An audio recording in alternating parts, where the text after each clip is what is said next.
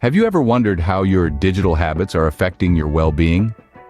In our hyper-connected world, the lines between digital and physical realities often blur, leading to a cascade of effects on our overall well-being. The constant buzzing of notifications, the endless scroll of social media feeds, and the incessant need to stay updated can all contribute to stress, anxiety, and a sense of overwhelming saturation.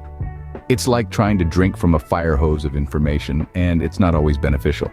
This constant connectivity can impact our sleep, relationships, focus, and even our self-image. But fear not, there's a silver lining here. By managing our digital boundaries, we can create a healthier, more balanced life, one that allows us to harness the benefits of technology without letting it rule our lives. So, how can we improve our well-being by setting digital boundaries? Let's dive into it. There are three main ways to enhance our well-being by setting digital boundaries. First off, let's talk about establishing tech-free times.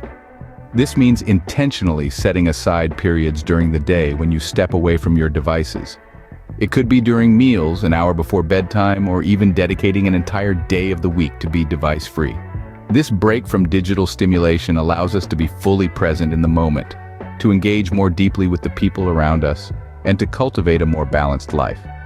Next, let's dive into the idea of setting limits on social media usage and notifications. By controlling the amount of time we spend scrolling through social media and the number of notifications we allow to interrupt our day, we can reduce information overload and the stress that comes from constant comparison. This paves the way for a more intentional online experience, where we choose what we consume rather than letting it consume us. Finally, let's explore the concept of regular digital detoxes. This involves taking a temporary break from all screens, be it for a few hours a day or even an entire weekend. This mental reset not only alleviates the strain of constant connectivity, but also frees up time for meaningful engagement in other aspects of life.